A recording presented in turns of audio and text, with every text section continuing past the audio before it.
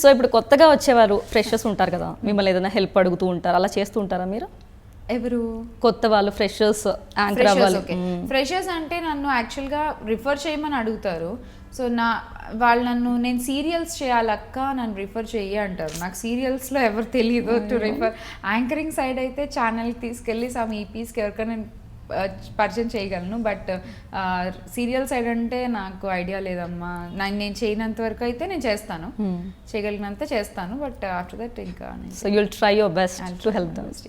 So initial స్టేజెస్లో ఎలా ఉండేది మీకు? అంటే ఇబ్బందులు పడ్డారా, లేకపోతే స్మూత్గా సాగిందా? ఎలా ఉంది జర్నీ? స్మూత్గా అంటే ఫైనాన్షియల్గా అయితే డెఫినెట్గా ట్రబుల్స్ ఫేస్ చేసాము. బికాజ్ అమ్మ అక్కడ వర్క్ చేసేవారు కాబట్టి నాకు అక్కడ పెద్ద ప్రాబ్లం లేదు. We have own house there కాకినాడలో. సో మాకు ఇంటి రెంట్ కట్టాలి, ఈ బాధలు లేవు. సో మాకు పెద్ద కష్టాలు ఐ డెంట్ సీ అక్కడ ఉన్నప్పుడు. సో ఇక్కడికి వచ్చిన తర్వాత ఏంటంటే దట్ ఒక ఫస్ట్ వచ్చేసరికి you have to pay house rent కట్టాలి, కరెంట్ బిల్ కట్టాలి. అండ్ హైదరాబాద్లో అప్పుడు 3 months అడ్వాన్స్ తీసుకునేవారు. సో మేము వచ్చిన ఫస్ట్ ఇల్లు అడిగితే 3 నెలలు అడ్వాన్స్ అన్నారు. సో 3-5 చొప్పున 3 months అడ్వాన్స్ అంటే it's been a very huge amount for us ఆ రోజుల్లో. ఓకే, 15-20 వేలు నువ్వు ఉన్న పళంగా క్యాష్ అక్కడ కట్టాలి అంటే it's not a big thing అనమాట. సో అక్కడ మా అమ్మ లోన్ తీసుకుని వచ్చి ఇక్కడ ఇంటి రెంట్ కట్టి మేము ఇంట్లోకి వెళ్ళాము. And I have to pay a loan there. ఇక్కడ ఇంట్లో చూసుకోవాలి అండ్ ఇంట్లో ఇక్కడ ఆఫర్స్ కోసం ట్రై చేసుకోవడానికి తిరగాలి, కాస్ట్యూమ్స్ కొనుక్కోవాలి, మనల్ని మనం ప్రెజెంట్ చేసుకోవాలి. చాలా కష్టంగా ఉండేది యాక్చువల్గా. అండ్ నాకు తెలీదు ఎలాంటి కాస్ట్యూమ్స్ వేసుకోవాలి, ఎలా ఉండాలి. మా అమ్మగారికి చీరలు ఉంటే కట్ చేసుకుని టాప్స్ కుట్టించుకునేదాన్ని నేను. సో నాకు తెలీదు అలా వేసుకోకూడదు అని. సో చాలామంది నా వెనకాల నవ్వుకునేవాళ్ళు కూడా సీరియల్ షూటింగ్స్లో. So I know, but today I can proudly say that వాళ్ళందరినీ నేను అక్కడ నించోపెట్టి మాట్లాడుతున్నాను. So I'm very happy for that actually. Even we're happy. విన్న తర్వాత మిమ్మల్ని చూసి నవ్వారన్నప్పుడు ఏనో, ఇప్పుడు వాళ్ళు తక్కువే కదండి. తక్కువ అని నేను చెప్పట్లేదు. అంటే నేను స్టేజ్ పైనుండి మాట్లాడుతున్నాను, వాళ్ళు స్టేజ్ కింద ఉండి వింటున్నారు అంతే. సో అది నాకు తక్కువ ఎక్కువ. సో మాకు కూడా చాలా హ్యాపీగా ఉందండి, మీరు ఇంత మంచి పొజిషన్లో ఉన్నారు. సో ఎంతోమంది ఎలా అంటే అద్దంలో తన్ని తాను చూసేసుకొని ఒక యాక్టర్ అవ్వాలి, యాంకర్ అవ్వాలి, ఇంకేదో అవ్వాలని ఇల్లు వదిలేసి రావడం. కొంతమంది ఇనిషియల్ స్టేజెస్లోనే ఆ ఇబ్బందులు చూసి భయపడి పారిపోతారు. కొంతమంది కష్టపడి ఇంకొంచెం ముందుకు వెళ్తారు, ఆ తర్వాత వెనుదిరుగుతారు. సో అలాంటి వాళ్ళు మరి మీకు ఎప్పుడు అనిపించలేదా లో కాన్ఫిడెన్స్ కానీ, లేదు నేను అలా ముందుకు వెళ్ళగలనా, అసలు నిలదొక్కగలనా అనుకున్నారా? Actually I always divide person into 3 stages అండి: అధములు, మధ్యములు, ఉత్తములు.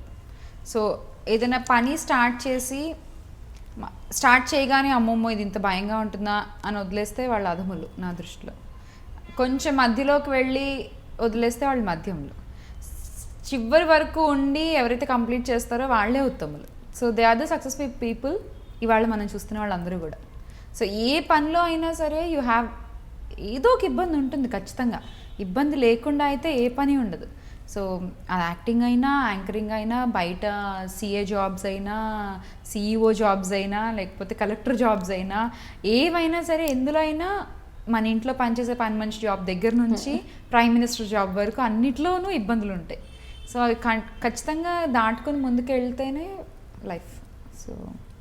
సో ఈ ఇండస్ట్రీకి మీరు రావడం, మీరు వచ్చిన టైం ఎలాంటిదంటే 2010లో మీ సీనియర్ యాంకర్స్ చాలా మంది ఉన్నారు. ఒక ఝాన్సీని తీసుకున్న ఉదయ్ భాను గారు, సుమా గారు, సూపర్ సీనియర్స్. ఆ టైంలో నాకు సీనియర్స్ ఎవరంటే గీత, శిల్ప అక్క అండ్ మాళవిక అండ్ ఇంకొక అమ్మాయి Jahnavi and I have one more Pinky, so Prashanti. Yeah, so వీళ్ళ ఈ బ్యాచ్. సో వీళ్ళందరూ నాకు seniors, Geetha Bhagat, so and all this. So ఇలాంటి టఫ్ కాంపిటీషన్లో మరి ఇందాక మీరు చెప్పినట్టుగా ఈ కాన్ఫిడెన్స్ మిమ్మల్ని ముందుకు తీసుకెళ్ళింది అంటారా? యా, చిత్రలేఖ యాక్చువల్లీ, మృదుల, ఈ టైం వీళ్ళందరూ ఉన్నారనమాట అప్పుడు. సో ఆ టైంలో నేను సీరియల్స్ చేసుకున్నాను కదా, సో వాళ్ళకి నాకు పెద్ద పడలేదు, పెద్ద కాంబినేషన్ అంత ఆలోచించాల్సిన అవసరం లేకపోయింది. సో వన్స్ నేను యాంకరింగ్లోకి వచ్చిన తర్వాత మా ఊరి వంటకి నాకు ఓన్లీ నేను చిత్రలేఖ చేసేవాళ్ళం అప్పుడు. సో చిత్రలేఖని అమెరికా తీసుకెళ్లారు మా ఊరి వంట షూటింగ్ కోసం. సో నేను ఇక్కడ లోకల్ చేశాను అప్పుడు ఆ టైంలో. సో నాకేంటంటే ఓకే తన జాబ్ తను చేస్తుంది, తను సీనియర్ యాంకర్. సో తనకి డెఫినెట్గా you have to give a big share ఆ షోకి సంబంధించినంత వరకు. సో నేను ఇప్పుడే వచ్చాను, ఐఎమ్ ఏ లర్నర్. సో నేర్చుకుందాం ఫస్ట్, తర్వాత చేతుల కోసం పోట్లాడదాంలే అని నా కాన్సన్ట్రేషన్ అంతా అప్పుడు నేర్చుకోవడంలోనే ఉంది. ఎలా మాట్లాడాలి, ఎక్కడ ఫుల్ స్టాప్ పెట్టాలి, ఎక్కడ పాజ్ ఇవ్వాలి, ఎక్కడ మనం కమాండ్ చేయాలి వాయిస్ని. సో ఇట్లా అన్నీ నేర్చుకోవడంతోనే నాకు టైం అంతా సరిపోయేది. సో చాలా పుస్తకాలు చదివేదాన్ని నాలెడ్జ్ పెంచుకోవడానికి, తెలుగు భాష పెంచుకోవడానికి. సో దాంతోనే అయిపోయింది. సో మరి సీనియర్ యాంకర్స్ ఇన్ఫీరియారిటీ ఫీల్ అయ్యేవాళ్ళ, కాంపిటీషన్ ఫీల్ అయ్యాలా? ఎప్పుడు లేదండి, ఎప్పుడు లేదు. లేదు. సో ఎందుకంటే కొద్ది దగ్గర చిన్నదాన్ని తప్పు చేస్తే క్రిటిసైజ్ చేస్తూ ఉంటారు కదా, అలా ఏముందా? ఎవరు చేయరండి, అసలు చేయరా? ఎవరు క్రిటిసైజ్ చేస్తారు? సో అలా సీనియర్ అంటే కొంచెం చిరాకు పడ్డం మీరు బాగా అలా ఏం లేదు, ఏ యాంకర్స్తో కూడా ప్రాబ్లం? ఎవరు చేయరు అట్లాగా. ఐ సీరియస్లీ టెల్ యూ, నిజంగా తెలీదేమో చాలా మందికి. ఎవ్వరు అలాగా చిచి ఏంటి ఇలా చేసావు అని ఎవ్వరు అనరు. I have to tell you, ప్రదీప్తో నేను ఫస్ట్ ఆడియో లాంచ్ కదా అవార్డ్స్ ఫంక్షన్ చేస్తున్నప్పుడు నాకు తెలీదు ఎలా చేయాలో. That was my first award function. And Pradeep సీరియస్గా నేను చెప్పాను ప్రదీప్కి, నాకు తెలీదండి, సో నేను ఫస్ట్ టైం చేస్తున్నాను, నాకు ఎలా చేయాలో కొంచెం మీరు హింట్స్ ఇస్తే I can take it of అని చెప్పేసి. అంటే ప్రదీప్ అయ్యో డెఫినెట్గా అండి, ఇలా చేయాలి, అలా చేయాలి, ఇలా పిలవాలి, ఇలా అనౌన్స్ చేసిన తర్వాత వాళ్ళు వస్తారు, అప్పుడు అవార్డు ఇస్తారు, ఈలోపు మనకి ఇయర్ పీస్లో చెప్తారు నెక్స్ట్ ఏంటి అనేది. సో తను నాకు ఫార్మాట్ అంతా ఎక్స్ప్లెయిన్ చేశాడు కూర్చోబెట్టి. సో దెన్ నేను చేశాను చాలా కంఫర్టబుల్గా. సో అలా సపోర్ట్ చేసే వాళ్ళే ఉంటారు తప్ప. అండ్ నేను సుమాకతో ఐ ఫంక్షన్ ఆడియో లాంచ్ చేశాను మేమిద్దరం కలిసి. అప్పుడు కూడా నేను చాలా భయపడ్డాను, అమ్మో సుమాక్తో చేయాలి, ఎలాగా ఏంటి, ఆవిడ పక్కన నేను ఇద్దరు యాంకర్స్ ఏంటి, అసలు నాకు గుండె అయిపోయింది అప్పుడు. సుమాక్ కూడా ఊరుకో ఏంటి, నువ్వు మాట్లాడేది నేను మాట్లాడతాను అంతే, ఎవ్వరు ఇక్కడ గొప్పోళ్ళు కాదు, అందరూ equal. So everyone is same and everyone చాలా ఫ్రెండ్లీగా ఉంటారండి, చాలా సపోర్టివ్గా ఉంటారు, చాలా సపోర్టివ్గా ఉంటారు. సో అందరితో మీరు ఆల్మోస్ట్ ఆల్ ద యాంకర్స్తో మీరు కాంబినేషన్లో చేశాను యా కదా. అందరూ అనసూయ తోటి రష్మి తోటి చేయలేదు అంతే, మీతో అందరితో చేశాను. లాస్య గారితో కూడా చేశాను, లాస్యతో చేశాను, రవితో చేశాను, ప్రదీప్తో చేశాను, సుమాక్తో చేశాను, ఝాన్సీ అక్కతో చేశాను, భాను అక్కతో చేయలేదు, యా ఉదయ్ బాన్తో చేయలేదు. సో ఫస్ట్ షో అయితే ప్రదీప్ గారితో చేశారు. So how was that experience? Yeah it's very good. ఇప్పుడైతే అలవాటు పడిపోయారు చేసి కదా. సో ఈ యాంకర్స్ జాబితా తీసుకుంటే ఎవరితో ఎక్కువ కంఫర్టబుల్ ఫీల్ అయ్యారు అంటే మేల్ యాంకర్స్తో? అంటే రబీనా, ప్రదీప్ ఇద్దరు, అంటే వేరే వాళ్ళు కూడా ఉన్నారండి పాపం, మర్చిపోవద్దు మీరు. కౌశిక్ ఒకటి చేస్తూ ఉంటాడు, భార్గవ్ అంతే, భార్గవ్ కూడా చేస్తూ ఉంటారు, భార్గవ్ చేస్తూ ఉంటారు, మర్చిపోతే కొట్టేస్తారు, నన్ను కొట్టేస్తారు ఫస్ట్ గుర్తు చేయలేదు. సో ఒక్కొక్కరిది ఒక్కొక్క స్టైల్ అండి. ప్రదీప్తో వచ్చేసరికి లైక్ నా స్కూల్ నా క్లాస్ అనిపిస్తుంది ప్రదీప్. కొంచెం క్లాస్ గా మాట్లాడతారా అంటే కొంచెం అబ్బాయి వాల్యూస్ మెయింటైన్ చేస్తూ, కొంచెం భాష అది మంచిగా మాట్లాడుతూ కొంచెం అలా ఉంటుంది. రవిది వచ్చేసరికి ఇంకా ఫుల్ రెడ్ బుల్ తాగిన మనిషి ఎలా ఉంటాడు, కమాన్ డూ ఇట్ అన్నట్టు ఫుల్ జోష్తో ఉంటాడు ఆ అబ్బాయి. అసలు ఇంకా అబ్బాయి దగ్గరికి వెళ్తుంటే నేను రీఛార్జ్ చేసుకుని వెళ్ళాలి మొత్తం. ఓకే ఫైన్, ఇప్పుడు రవితో చేయబోతున్నావు నువ్వు, you have to get ready అన్నట్టు ఉండాలి నేను కూడా. సో అది ఆ అబ్బాయి స్టైల్. సో ఇద్దరిది రెండు డిఫరెంట్ స్టైల్. సో ఎవరితో ఎక్కువ కంఫర్టబుల్ ఫీల్ అవుతారు? కానీ మీరు ఎంత సాఫ్ట్ గా కనిపిస్తారు కదా చూడడానికి కూడా. షోస్ కూడా నాకు తెలిసి మా షోస్ అంత ఇష్టపడరేమో అని, అలా కరెక్టేనా? నాకు సూట్ అవ్వవు, బేసిక్గా సూట్ అవ్వవు.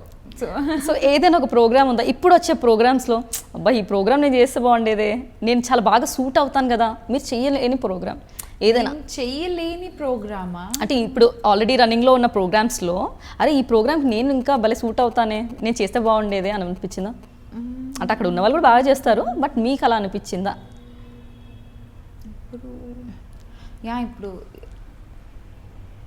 డాన్స్ షోస్ అన్నీ చేయగలను అని ఆల్రెడీ మీరు చేశారు, ఏబీసీ చేసాము. సో లేడీస్ గేమ్ షోస్ కూడా చేశాను అన్ని. సో ఇప్పుడు వచ్చేవి అవే కదా, పటాస్ కానీ సమ్ కామెడీ. సో అలా చేయలేనండి, నేను చేయలేను. ఎందుకు? నేను చేయలేను అంటే like is there any specific reason? Because anchor అంటే in the canal, so she has to be ready for. అంటే నేను డ్రెస్సింగ్ గురించి మాట్లాడట్లే ఇక్కడ, I'm just talking about something else, you know. Right. అంటే యాక్చువల్గా when coming to Patas show specially మీరు అడిగారు కాబట్టి చెప్తున్నాను. నేను చాలా ఎంజాయ్ చేస్తా ఆ షో చూస్తూ టీవీలో. ఆ ఎనర్జీ, ఆ డాన్సులు, ఆ కొట్టుకోవడాలు, ఆ కాలేజ్ స్టూడెంట్స్, అది చూడడానికి చాలా బాగుంటుంది. బట్ వెన్ చేయడానికి వచ్చేసరికి నాకు మామూలుగా బయట ఎవరినన్నా ఒర్రే అని పిలవాలంటేనే నేను ఒక 100 సార్లు ఆలోచిస్తాను లోపల. బికాజ్ నేనే కాదు, ఆ గోదావరి జిల్లాల నుంచి వచ్చిన వాళ్ళతో ప్రాబ్లమే ఇది. అండి అనందే మాకు మాట పూర్తవదు. ఫస్ట్ ఏరా ఒర్రే అనాలంటే ఇంకా అసలు వాడు ఇంకెంత క్లోజ్ అయిపోతే తప్ప వాడు ఇట్లాంటివి రావు మా నోట్లో వచ్చి. సో అట్లాంటి ఒక బ్యాక్గ్రౌండ్తో వచ్చి నేను సడన్గా ఆ షోస్లో ఒరేయ్ నువ్వు నీ ఇంకమ్మ ఇట్లాంటివి నేను చేయలేను. సో తెలంగాణ అమ్మాయి నేనే, అండి, మీరు, గారు, ఇది లేకుండా మాట రావట్లేదు. మీకు ఎలా వస్తుంది? అంటే బై డిఫాల్ట్ ప్రోగ్రామింగ్ లో అలవాటు అయిపోయింది అలాగా. సో మాకు కూడా మనం కలిసే వాళ్ళని బట్టి ఆ లాంగ్వేజ్ అలా. సో మా షోస్ చేయలేనంటారా? మా షోస్ చేయలేకపోవచ్చు. మా షోస్ ని నేను నా స్టైల్లో చేయమంటే చేస్తాను. అంటే సో న్యూ డెఫినేషన్ ఇస్తా అంటారు. ఏమో ఒకవేళ వస్తే నిజంగా మా షో ఏమో నా స్టైల్లో దాన్ని ఇంకెలా చేస్తానో కానీ, బట్ ఇప్పుడు ఇలాగే చేయాలి అంటే నేను చేయలేను. Exactly. So I can't do it.